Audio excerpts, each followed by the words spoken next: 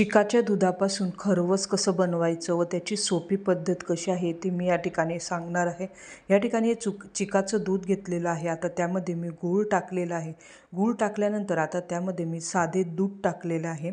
साधं दूध टाकल्यानंतर गॅसवर आता आपण वाफवण्यासाठी त्या चिकाचा दूध वाफवण्यासाठी या ठिकाणी आपण ढोकळ्याचं भांडं घेतलेलं आहे. आता यामध्ये आपण ते चिकाचं दूध टाकणार आहोत व हे चिकाचं दूध टाकलेलं भांडं आपण वाफवण्यासाठी आता त्या पातेल्यात ठेवलेलं आहे. झाकण ठेवून 15 मिनिटे छान होऊ देऊया. 15 मिनिटं झाल्यानंतर आता आपण बघू शकतात आपल्या या चिकाला छान घट्टपणा आलेला आहे.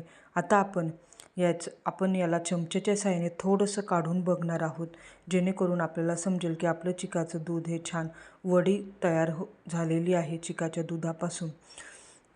या ठिकाणी आपण आता चमच्याच्या साहाय्याने किंवा तुमच्याजवळ जर सुरी असेल छान त्या पद्धतीने आपण त्याचे छान आपल्याला आवडेल अशा पद्धतीने छान काप करून घेतलेले आहेत.